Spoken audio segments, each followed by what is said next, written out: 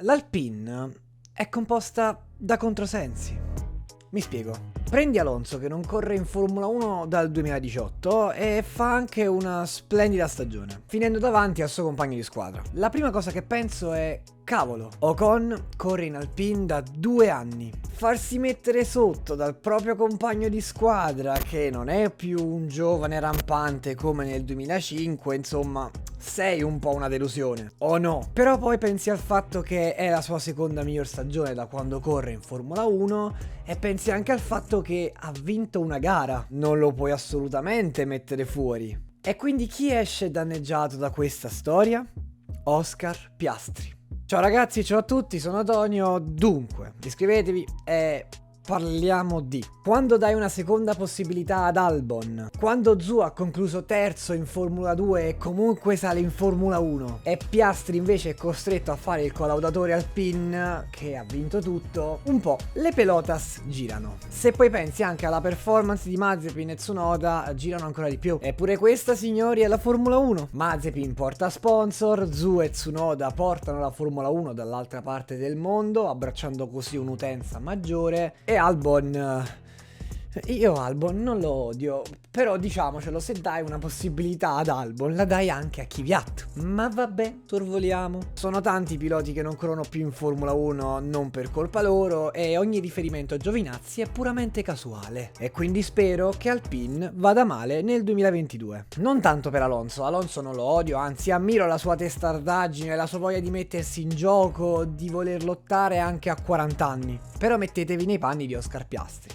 Povero, cosa ha fatto di male? Ha vinto tutto all'esordio: Formula Renault, Formula 3 e Formula 2. In Formula 2, tra l'altro, con lo sfavore del pronostico. Lui non correrà in Alpine ufficiale perché Alonso a 40 anni performa ancora. Bravo Alonso, però ad Oscar gli possono anche, girare. Volano smadonne. Ma forse lui ci ha visto lungo.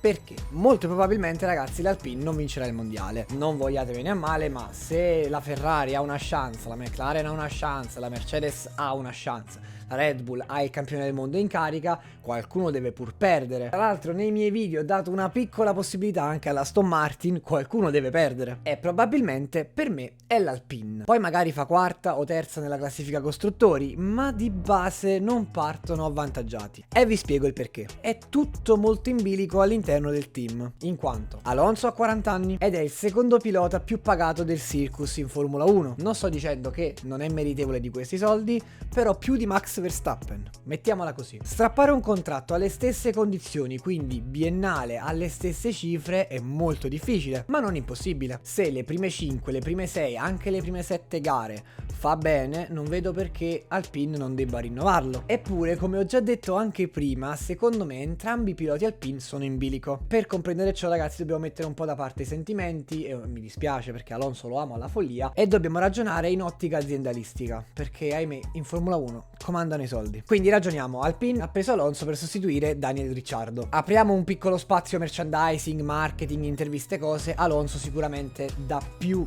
di Ricciardo, quindi sotto questo punto di vista Alpine ci ha guadagnato. Ma sotto il piano dei risultati sportivi? Un po' meno. Ricciardo quell'anno arrivò quinto e Ocon 12°. Vogliamo tenere in considerazione il fatto che la Ferrari quell'anno ha fatto molto male? Mi sembra irrispettoso nei risultati di Ricciardo, però possiamo farlo. Ipoteticamente Ricciardo, qualora la Ferrari non avesse fallito, avrebbe portato a casa un 7° posto in classifica piloti. Ha portato un 5° posto e vorrei che fosse tale, però se non avessimo avuto una Ferrari così scandalosa, quel 5° posto Ricciardo non l'avrebbe visto. Quindi, ponendoci sempre come domanda: Alpine ci guadagna? Ricciardo era quinto/7. L'arrivo di Alonso non è stato un miglioramento per Alpine, ma un peggioramento. Utilizzeremo come metro proprio Ocon. Ocon nel 2020 ha totalizzato 62 punti, mentre nel 2021 ha totalizzato 74 punti. Quindi c'è stato un miglioramento. E quindi qui si aprono due ipotesi, due considerazioni dobbiamo fare. Se Ocon ha migliorato il suo punteggio in classifica piloti, evidentemente è perché o lui è migliorato e la macchina è è rimasta uguale o la macchina è migliorata e Ocon è rimasto uguale. Noi però conosciamo il valore di Ocon perché non è il primo anno che corre in Formula 1, il 2022 sarà il suo quinto anno e quindi facendo una rapida carrellata degli score di Ocon notiamo che nel 2017 a bordo della Force India si piazzò ottavo e nel 2018 dodicesimo. La Force India a livello di rendimento non è poi così lontana dall'Alpine. Diciamo abbiamo una macchina medio ok, quindi se ha fatto nel 2017 e nel 2018 ottavo e dodicesimo e nel 2020 e 2021 dodicesimo e undicesimo abbiamo una costante. Ocon con una macchina media si piazza in una posizione media, quindi è molto probabile che se ha migliorato il suo score è perché la macchina è migliorata. E quindi Alonso ha fatto un'ottima stagione a livello personale perché non correva da un sacco dal 2018, però per Alpine la stagione forse non è poi così positiva, in quanto con Ricciardo avevi fatto quinto e avevi una macchina un pelo meno forte. Avere ad oggi Alonso in squadra ha soltanto un grande plus, che non è poco in realtà, perché avere un pilota con così tanta esperienza che ha vinto 2 mondiali è sicuramente meglio in vista dello sviluppo vetture 2022, sicuramente meglio di Daniel Ricciardo, ma mi verrebbe da pensare che dopo lo sviluppo Alonso adios. Alonso quindi, data la sua grande esperienza, è un pilota fondamentale in vista 2022 e Ocon è un pilota stabile. Piastri invece sarà collaudatore, terzo pilota, assaporerà molto bene l'Alpine in questo anno sabbatico. Premetto che io non amo l'idea di vedere un pilota fermo, infatti ho molta paura per Giovinazzi, ho avuto molta paura per Hülkenberg e infatti non è che poi sia tornato più forte che mai, anzi non è più tornato, però in questo caso forse Oscar ci ha visto lungo. Ocon e Alonso sono oggettivamente 2 piloti in bilico. Alonso è utile per sviluppare la vettura, molto probabilmente non rinnoverà o se lo farà per meriti sportivi e quindi se lo sarà guadagnato, ma non penso andrà oltre i 41-42 anni. E Ocon in realtà, essendo un pilota così, credo che non avrà una vita lunga all'interno dell'Alpine. E allora Piastri potrebbe aver fatto la pensata di sviluppiamo la vettura con Alonso, che non è l'ultimo stronzo, e ho fatto rima, dovevo dirlo ragazzi, perdonatemi. È pur sempre un collaudatore, quindi sa che vettura avrà, potrebbe trovarsi in vantaggio in vista del 2023. Ripeto, quando vedi Zhu, Mazepin, Tsunoda,